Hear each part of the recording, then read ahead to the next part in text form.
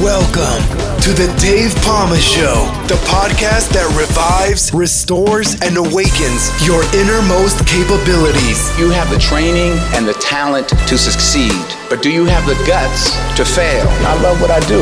When you love what you do, you want to be the best at it. Today is about the power of you. You will change the world. Find your path to success through the journey of those who have succeeded. And now, your host, Dave Pamah. Hi, welcome back to the Dave Pamah Show.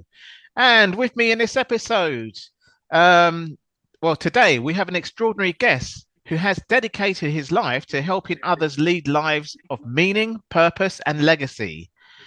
Rabbi Daniel Cohen is not just a spiritual leader, he's a mentor, a motivator, and an inspirational speaker whose wisdom transcends any single faith or philosophy. He served as the senior rabbi at Congressional Agudath Shalom in Stamford, Connecticut for nearly 2 decades and has worked with everyone from CEOs and athletes to everyday people looking for guidance. He's also the author of What Will They Say About You When You're Gone? Creating a Life of Legacy and the Secret of the Light. Rabbi Cohen, welcome to the Dave Pamah Show. Thank you very much for having me today. It's wonderful to meet you and to be on your podcast. It's a pleasure. It's a pleasure to have you here. So let's start with a big one. Your book, What Will They Say About You When You Are Gone, challenges people to think deeply about their legacy. What inspired you to write this book, and why is the idea of legacy so important to you? Well, I would say really the genesis of it was a tragic event in my life. I am one of 6 kids, grew up in Atlanta, and my mom passed away suddenly from a brain aneurysm when she was 44 years old. I was in my early 20s, and I remember like it was yesterday. I was down actually visiting in Florida with her parents during winter break, and I got the worst phone call of my life that my mother had a brain aneurysm. She had a second one, and within 48 hours, she passed away. And in that moment, I learned that life could change in an instant. And I grew up actually with the sense that life mattered. My mother was a very upbeat person. You'd ask her how she was doing, and she would always respond, "Thank God, fantastic." My father, he should live and be well, is a person who always felt that life has meaning. And I knew that life was fragile, but then the impetus for that book was when I turned to the same age as my mother, when I became 44. I began to ask myself, am I doing the most with the life that God has given me? And I really began to explore a journey, not only as personally, but also as a rabbi. You know, I confront many people that will come to me when there's a crisis. Rabbi, I'm sick, pray for me. I'm going to the hospital. And then I'll never hear from them. It's not because they died, but now the thread is gone. And I realized that often we live life from crisis to crisis. But I wanted to find a way to inspire people to live with a sense of calling. So really the genesis of the book was taking those personal and professional emotions and developing an idea, which is this. You're at a funeral, and as you walk out of the funeral, you have a moment when you say to yourself, I hope they speak about me the way they spoke about that person. And you're motivated for about 15 minutes until you go back to life as usual. So in the book, I help people identify what is the best version of yourself, the life you want to lead. And then I take them on a journey of 7 principles to reverse engineer their lives so they lead the lives now for how they want to be remembered. And in motivation, I believe that every human being on earth has a unique purpose that God put us into this earth every single day. And the more that we can tap into that frequency of living, the deeper our lives will be, and the more impactful we will be leading each and every day. No, that's quite an interesting thing. I did some personal development work once, and they kept saying, "What do you want to be remembered for?" as well, and that's kind of what it is, isn't it? Really, it was personal development to look at. It is. Life. I mean, you know, and it's not because of an ego thing. I mean, I don't know what they're going to say about Dave Pamah. They're going to say you're a great guy. I hope so. but it's I hope really so. oh, it's a good Well, smile. But yeah, that's it. Just check all my other videos, and you'll see a general theme of oh that. my Yeah. gosh, I have to check them out now. But No but the issue joking. is We're not joking, but yeah. yeah. The question is, how do you exercise your soul muscle? We all go to the gym and exercise our body, but the reality is we need to be very intentional about how do I cultivate humility? How do I cultivate gratitude? How do I see no encounter as random? And how do I flood the world with acts of kindness without expectation of anything in return? Those are just a few, but that takes effort to do it. But I do know that we have inside of us the divine voice that calls us to lead a higher life. The problem is we have so many distractions. So I try to help people push away the distractions. Kind of like when somebody said to Michelangelo, "How did you carve David?" He said, "I looked at a big piece of stone. I saw David on the inside, and all I did was push away all the extra stuff." Mm. Yeah, it's a bit like, yeah, I suppose it's right. Yeah, there's a gem. You just got to get rid of all the dirt around the gem and then have that Exactly. gem You got showing, a gem. Yeah. That's right. The Yeah, soul's like a diamond. Every morning you diamond, get a yeah, little, that's it. yeah, Yeah, that kind of thing. Yeah. No, that's absolutely. Yeah, you're on the right path in terms of what I've kind of been did in this is many years ago, over 10 years ago. I was doing that work really, but and then my book and my own book and my first book, that is well my only book really at the moment, but yeah, all that evolved and well, website and podcasts after that. yeah. Well, it's interesting. By the way, I just want to say that what you're doing right now is part of revealing your legacy. Mm. Oh yeah, yeah. The fact that we're taking time right now, I'm actually in Arizona, you're in England, I'm on the Mm. West Coast. It's early Yeah, for me. But there's a moment in time when we have the opportunity to spread a little bit of light. And yeah. that moment is very precious. So I appreciate the opportunity. So God should bless you to do this for a long, long time. Yeah. I mean, I can't remember how old I was. I was obviously a lot older than you and my mum and my dad died around when I was in my mid-20s, just over mid-20s actually. But then my mum died, when I was kind of in my 40s. So, I Mm. lost both parents. But yeah, and then a devastating car crash with a younger brother. So I know, Oh, yeah, we're yeah. coming from with these kind of things. And then It's life personal. actually where it started going down for me, and working as a firefighter, you've probably seen my background as a firefighter. Yeah. Um, when I stopped doing track athletics as a way of fitness on my off days, which kept me socializing, kept me happy as well, Yeah. because I was doing all the stuff that you do in, personal development, meditation, all that stuff you do anyway. So, but of course, that just all went underground and disappeared, and I started really, it really started going the wrong way for me, really, with stress and everything. So that's Mm. why I started learning more, more about it's more like you say, it's more to it than just fitness. Yeah, no, it's also developing, which is part of what I write in the book, and you've related to this I have, which is developing a faith and fortitude. It's very natural for us to lament the darkness that we're Mm. experiencing, but to focus not on lamenting the darkness, but increasing the light, to Yeah. see walls in our lives as doors and say, you know what?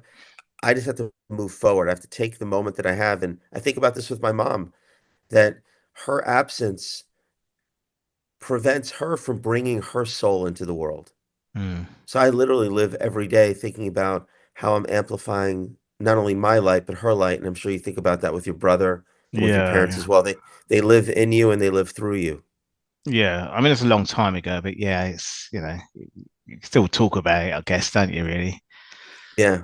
Yeah. So, well, you do talk about living with purpose and making a difference as we are speaking now. But for someone who feels stuck in the daily grind, just trying to get through the week, what's one small actionable step that they can take today to start living a life of legacy, as you mentioned? I would say do the 3 minute program. 3 minutes. Let me explain what I mean by that. There's not a Yeah. single person who's listening to this or watching this who doesn't have 3 minutes. Right. Everybody's got 3 minutes, Yeah. and it's Yeah. never an issue of time. It's No. always an issue of priorities. So here's the 3 minutes that I think will make a difference. Put it in your calendar. 1 minute, pray. 1 minute, Ask for God for strength. And the verse that I pray is from the book of Isaiah, chapter 40. It says, those who have faith in God, their strength will be renewed. They will grow wings like eagles. They will run and not walk, and they will never grow tired or weary. When we carry all of our burdens on our own, we can get exhausted. But if we recognize that we're here for a higher purpose, God renews strength. So use one moment to ask God for strength. The second minute is start a gratitude journal. Write down something every day that you're grateful for. But here's the trick. Don't repeat yourself. Yeah. You're not allowed to write down what you wrote before. My No. daughter actually does this. I didn't know she was doing this until she was up to almost 800. And she said to me, every night before I go to sleep, I read 50 of them. How can I not be grateful? So 1 minute of prayer, 1 minute of gratitude. The Mm. third minute is give somebody in your life strength. Send a text, make a phone call, say thank you to somebody who maybe was in your life years ago, but you really are eternally grateful for what they did. And I suggest actually the beginning of the week, just free flow your mind and write a list of all the people who you wish you would have talked to, who maybe you've lost touch with, who Yeah. maybe you could be a little more forgiving with. And then have that by your side. And your life will change if you take 3 minutes a day. Start today. 1 minute prayer, 1 minute the gratitude, 1 minute give somebody strength. Yeah. Those few minutes will open up like a portal of new life inside of you and really make a difference. Yeah, yeah, no, I can imagine it. Especially the one you said about, again, I did some personal development work a long time ago with forgiveness with people that maybe you haven't been in touch for a long time, or you fell out, whatever. That's going to carry a Yeah. burden inside you. But once you kind of like, oh, is that You all let it's all go. about? Let it go. Yeah, Yeah. you feel a different kind of thing in your body, don't you? Really, and the weight taken off you completely, don't you? Yeah. Yeah. So. That's fantastic. Yeah. Yeah.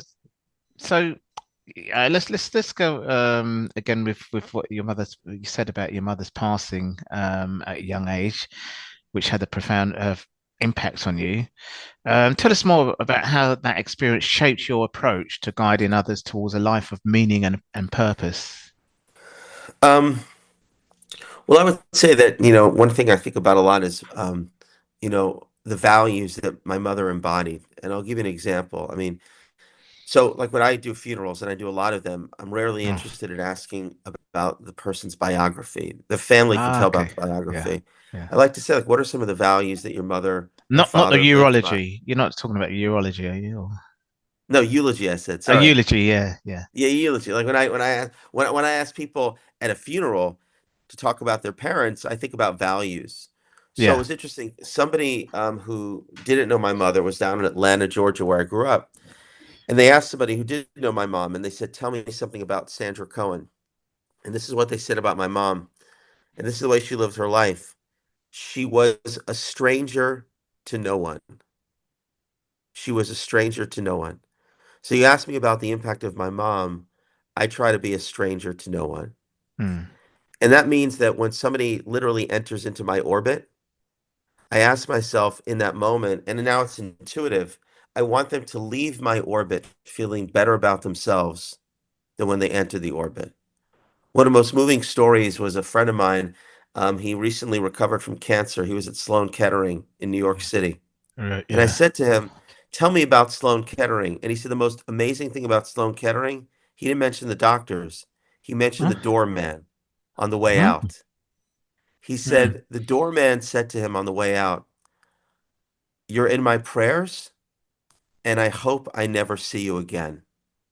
Now, here's a guy who's a doorman. mm, He only saw the Sloan Kettering patient just for a minute of his life. But in that moment, he was so engaged in giving that person a blessing that this person felt uplifted by that yeah. experience. And the truth is that's what makes life meaningful. I mean, the reality is each one of us encounters tens, if not hundreds of people every day. And imagine, I think about this, when I'm on an elevator, I try to make a difference in people's lives. I'm never Mm, going to see those people again. And I'm yeah, literally yeah. in a portal of space when you'll never see them. But it bothers me. Why are people so serious on an elevator? Nobody's looking at each other. So, I'll say, good morning, everybody. How you doing today? Hope you have a great day. Yeah. And all of a sudden, It's like it's the frozen people are now thawed, and everybody Yeah. smiles at each other. And maybe there was somebody on the elevator who's going to a meeting and they're a little bit nervous, and you're there walking out, and now they feel a little bit better. Yeah, yeah, So I yeah, learned that a lot from my mom, and I think for all of us, it's an easy thing to do, just to say a couple of kind words to anybody that you meet. You never yeah. know what battle they're fighting, and it really can make a difference. Yeah, they probably thought, oh, that makes a difference to an elevator pitch that comes out. Blah, blah. I thought that was going to happen. But another That's place is true. on the well, we call it the underground train in London, but the There subway you in go. New York. Yeah, hi everyone. Don't That's look so gloomy. You go to work, but have a good day. it's true. Like it Yeah, makes a difference. You can go into that yeah. underground in England, and And you'll get a few this is a smiles. I'm sure you you will, you will. will. Like, you know what? You're right. Maybe I should put my head up from my phone and I can smile at another human being. We're not like robots here. It Yeah, makes a yeah, yeah. difference. Yeah. I mean, the only thing is, obviously, you do get some people that maybe, people, oh, who's that person Yeah, there? you do it in a kind Uh, way, so but not if like you you're know, gonna go if you do jump it, around. in a way they know that you're trying to cheer them up, then it's Yeah, good, like isn't kind it? of, Really? morning, everybody. Isn't it a great Yeah. day today? Like, Yeah. and you'll get a few people that are, people that are just not happy people, but overall, you may touch somebody. Yeah. No, no, no. Absolutely. Absolutely. Yeah. Yeah. Oh, well, So fantastic. that's an important value that I learned a lot from my mom, but that was definitely a big one. And I'll tell you one other one. I mean, we had an open home also, like, as a rabbi and as part of the Jewish faith, the Sabbath is very important for us. And we Mm. would always have a lot of guests at our table. It's easy to have your friends over for a meal, but maybe there's somebody who needs a little bit of companionship, and just a little bit of support. So I think opening up your home and your heart to people in a more intentional way who don't have the same blessings of family. That was something that was really important for my mom. So we try to do that in our home as well. Yeah, yeah. No, well, that's it. It's kind of like leadership in your own family as well as it's kind of like a leadership thing, isn't it? Really, as It well is. as Leadership well. is influence. Yeah, yeah, yeah. As well as outside in the wider world as well, really. Yep. How did you end up in Arizona if you're from Connecticut then? Well, I do a lot of speaking on legacy. So I was here last night to Ah, speak at an event. So I'm headed back in a few ah. hours. Well, this is really, I'm honored that you took some time out to come on this podcast because obviously I know that you approached your agent, whoever it was, approached me first, but Yeah. I basically I have a 10-year-old daughter and I want to spend some holidays and Easter with her. So Oh, that's great. Yeah, I heard you were like yeah, also taking off for a little bit of time. yeah, and I just arrived back from the church actually myself. Their school had a Easter service there just now actually. So, Oh, wow.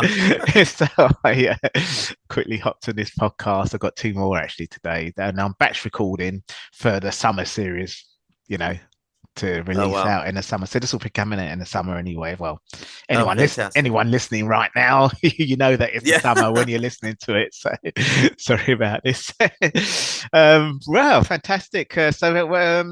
Your book's out right now, is it? Or it's Yeah, so the What Will They Say About You When You're Gone is a book on reverse engineering your life and leading a life of legacy. Also on that book, if you go to my website, I have something called the Legacy Academy, where I actually work with people over a 10-month period it's all virtual, to help them realize those aspirations in their life. And then the next book I wrote is called The Secret of the Light, which is a parable about a young boy in his 20s who experiences a tragic loss. That's the autobiographical part. And he loses all faith right. in himself and in the world around him. And then he's meandering around Times Square in New York City when it's not so great in the 1980s. And he stumbles across a street sweeper who's a hidden mystic named Elijah. And Elijah sets him on a path to rediscovering the fact that there is light in himself, there is light in the world, his mother is always with him, and we have the capacity to reveal God's light anytime, any place, anywhere. So that's a book that I just finished, that I wrote, and writing a third book now with Alan Houston, who's a NBA All-Star, Oh called wow. Rising Higher. Yeah. It's about rising high, living above the net, and we're interviewing soulful athletes for principles of living. Yeah, because you also coach a lot of CEOs and athletes, as I mentioned at the beginning, don't you? Really, which is quite a good. It's the area I'd like to get into. I mean, I'm doing some coaching for a company, a couple of, but obviously, Yeah, it's one person at a time. You change one person, you change the world. That's the way I see it, and that's what we have to focus on each day. Yeah, fantastic. Well, this has been such a powerful conversation, Rabbi Cohen. Your insights, your insights remind us that every day is an opportunity to create a meaningful legacy, not just for ourselves, but for those around us. So, for those who want to learn more, check out Rabbi Cohen's books and his work at www.rabbidanielcohen.com. I think I said that right, have I? You did. Thank you. Fantastic. Well, once again, thanks for taking your time out to do this today, because I know you wasn't really ready for this at this time. Now you're in Arizona. It's all right. It was meant to be. The background's not there. Thank you. And thanks for taking the time out for sharing your wisdom with my audience today. My pleasure. Have a happy Easter and enjoy your family. That's all for this episode. Thanks for listening, and remember, if you want to support what we do, then share, subscribe, and leave a review over on Apple Podcasts, or head over to my website, davepalmer.com, and click on Rate Show. Well, that's all for now, but I'll see you in the next episode of The Dave Pamah Show. Follow us on Facebook, Twitter, and Instagram.